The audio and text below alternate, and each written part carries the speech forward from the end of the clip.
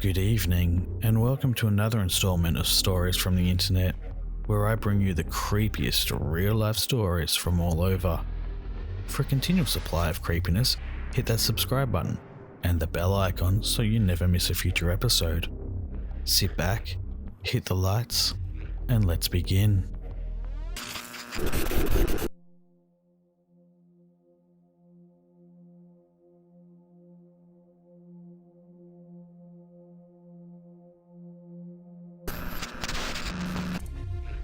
The other day I saw a video by some minor YouTuber I thought I'd give a shout out to. Some Pewdiepie. Apparently he's been playing some mining simulator recently, and in his video he seemed to imply that he created other realities. Watch the clip for yourself. Swedish diver finds over 15 doors underwater. Match done! What the frick is... Am I creating an alternate universe in Minecraft? What is happening here? Why does this keep happening? Is this real? Does anyone realize that the timestamp that Jurgen 1 dies in part 5 is 7:32? It's the same with water sheep. What? There's too many patterns here. I don't like it. I'm getting uncomfortable. I jest, of course. I'm fully aware of who Pewdiepie is and what Minecraft is. However, the ruse does come into play in regards to this week's topic. You see, after watching Pew's video, I got to thinking about simulation theory and how it relates to glitch in the matrix, parallel universes, and even the Mandela effect. Could someone be altering our reality in the way we alter things in games that we play? Take a listen to the following stories and decide for yourself.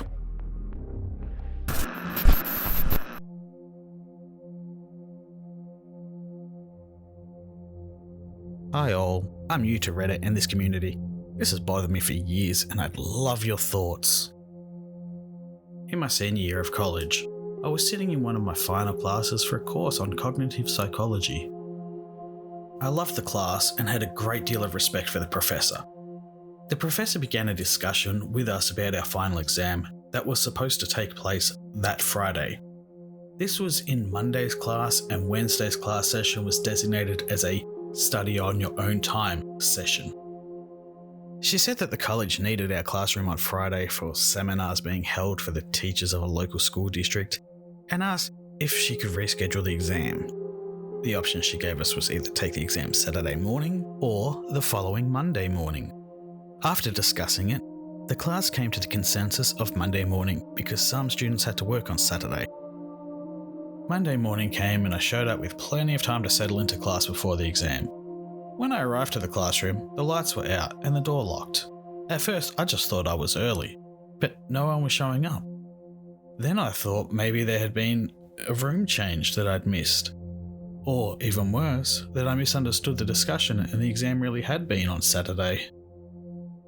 In a panic, I looked for my professor in her office. She wasn't there, but the department's secretary was, and I explained my confusion to her. She knew nothing about the exam change and thankfully called my professor. She put me on the phone with her, and when I explained my confusion and referenced the conversation from class, she said she'd never had that discussion with the class, and that the exam had been on Friday as it had been scheduled. She also said she was surprised that I hadn't showed or contacted her to say I had an issue being there because I was one of her best students, and it was out of my character. I was a psych major, and she knew I was planning to go for advanced degrees. Thankfully, she had the secretary get a copy of the final from the cabinet and let me take it on the spot with her. I later ran into a guy I knew from the class who I'd actually gone to high school with. He immediately asked why I hadn't shown for the final either, and stated how shocked he was not to see me there and was worried something happened to me. I asked him had he not remembered the entire conversation in class about moving the exam to Monday, and he looked at me like I had 3 heads and said it never happened. I really appreciated my professor giving me the second chance and wondered if she did so because she saw it as some glitch or parallel universe thing herself. We never discussed those topics in her class, but had talked about deja vu, ESP, etc. What do you guys think? My husband suggested I dreamt the whole conversation, but I know I didn't. I had another class later that day that I had attended, and I even remembered thinking to myself while sitting in that other classroom how glad I was that now I wouldn't have to take both finals on the same day. This is a fine example of a possible parallel universe. As the poster was a psych student at the time, they would know the human brain pretty well. The professor allowing a second chance could be either one of two things I can think of. Either she knew it was a glitch, as our poster suggested, or they really liked our poster and wanted them to succeed. I'm hoping for the latter, as dimension slips aren't a thing I want happening.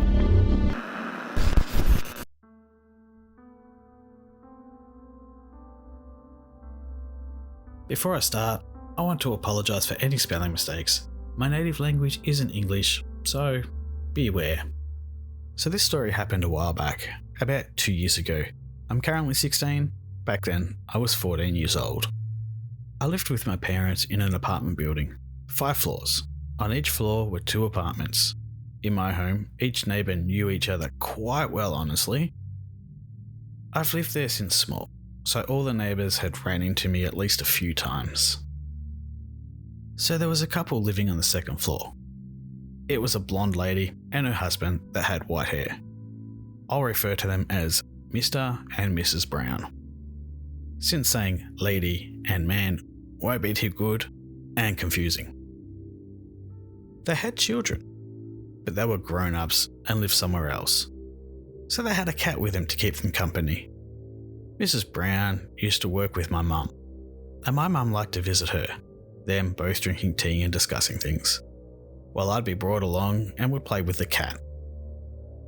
Her husband was usually quiet and worked a lot, but I still remembered him well, because he was sweet in a way, and seemed like a nice guy in general. One day I was sitting in my room, drawing and watching something on my TV as my mum entered, telling me that Mrs. Brown's husband had died, and that she was invited for the funeral. I did feel bad, but since I didn't feel as close to them, I declined my mother's offer to go to the funeral. Before the funeral, I saw Mrs. Brown grieving about Mr. Brown being gone, and her usual smile being gone. Even my mum didn't feel well, and she talked my dad into going with her to the funeral.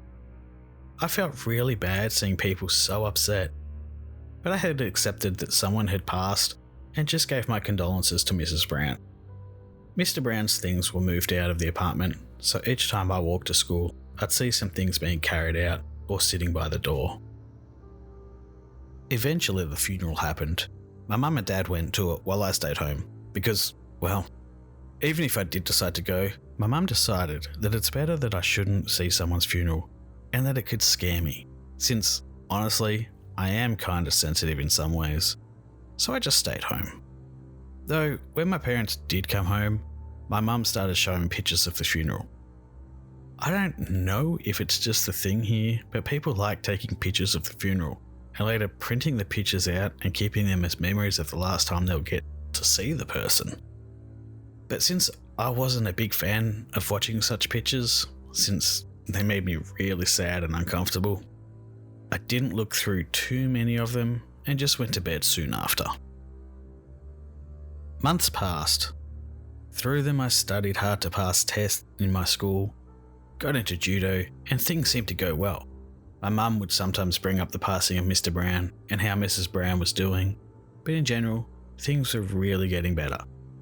I was happy everything was calming down and getting better and everyone was slowly moving on. But one day, when I came back from school, I saw Mr. Brown standing at the entrance of the apartment building. I was shocked. I really was. I couldn't comprehend it.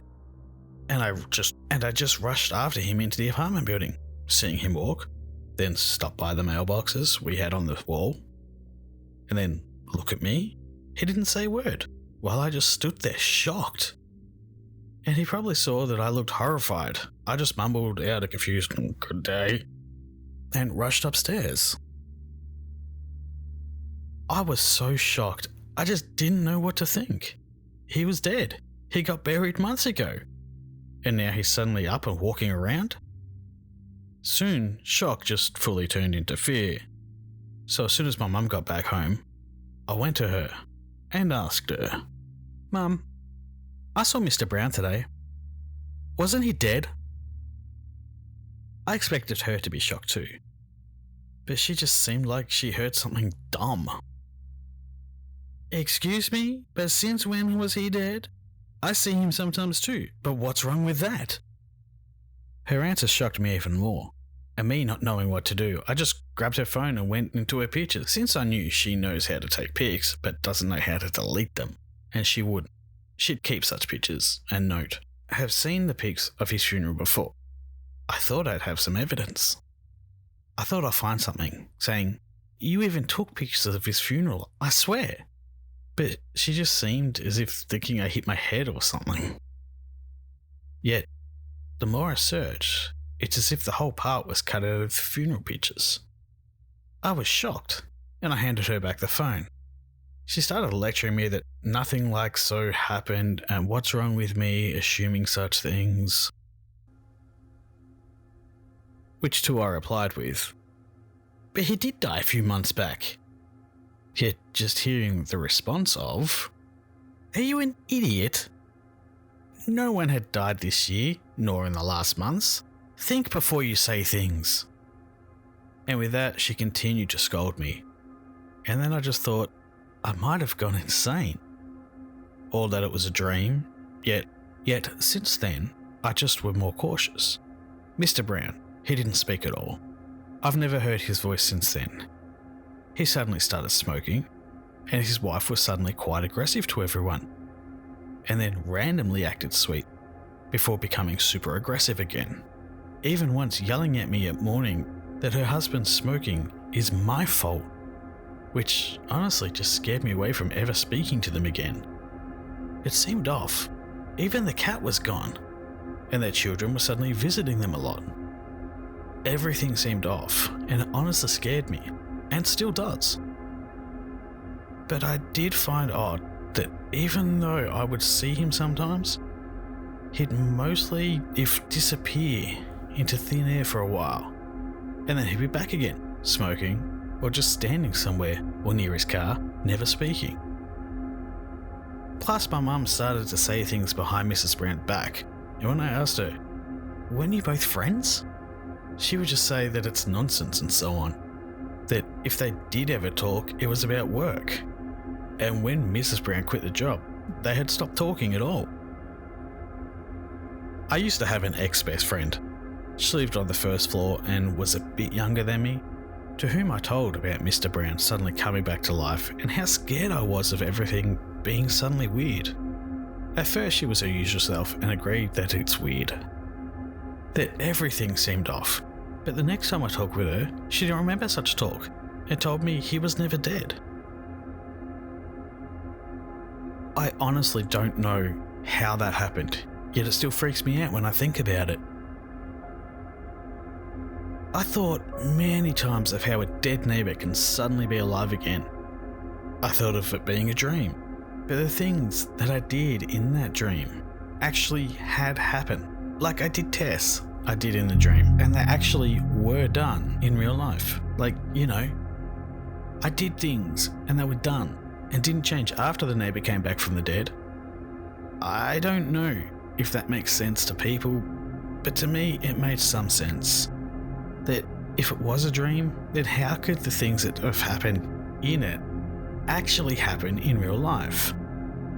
And then why was the dream so long? I honestly don't think that it was a dream, because things I remember and had happened with me hadn't happened all of a sudden after the neighbour showed up.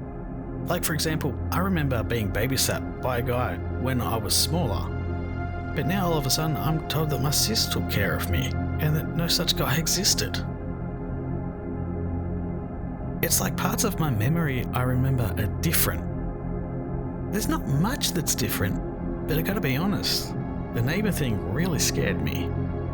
And I still wonder to this day if I had switched worlds, or is there something wrong with my head?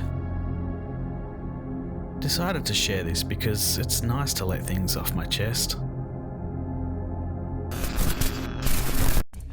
This reminds me of a similar thing that happened to me when I was younger. Both me and my brother remember things happening completely differently to all three of our sisters. One day I might tell you all about it. It is good that our poster asks questions regarding their mental state being the cause. My first assumption with any story like this is a rational, logical one, and other than a very isolated and specific memory error, I can't think of one. Right then guys, I'm going to leave it at this one. In case you can't tell, I do have a touch of the flu at the moment. Sorry for this episode being shorter than usual.